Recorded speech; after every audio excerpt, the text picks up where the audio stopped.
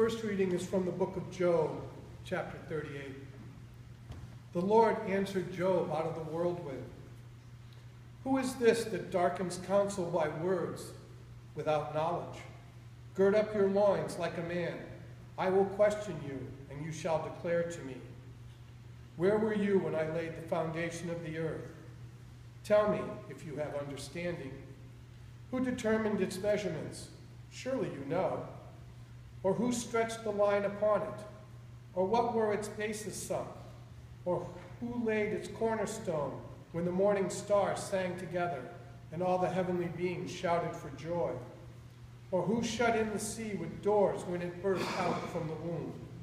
When I made the clouds its garment and thick darkness its swaddling band, and prescribed bounds for it, and set bars and doors, and said, thus far shall you come, and no farther, and here shall be your proud waves be stopped. The word of the Lord. Thanks be to God. Second lesson is from the second letter of Paul to the Corinthians, chapter 6.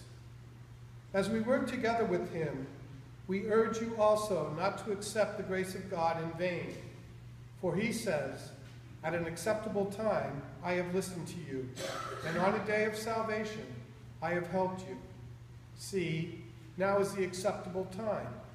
See, now is the day of salvation. We are putting no obstacle in anyone's way, so that no fault may be found with our ministry.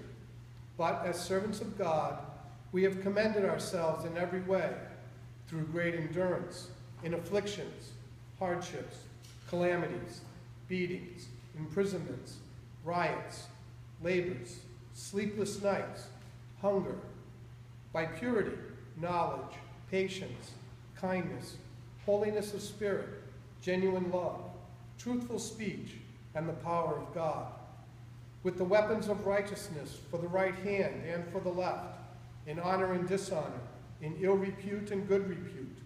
We are treated as impostors, and yet as true, as unknown, and yet are well known, as dying, and see, we are alive, as punished, and yet not killed, as sorrowful, yet always rejoicing, as poor, yet making many rich, as having nothing, and yet possessing everything. We have spoken frankly to you, Corinthians. Our heart is wide open to you. There is no restriction in our affections, but only in yours. In return, I speak as to children. Open wide your hearts also. The word of the Lord. Thanks be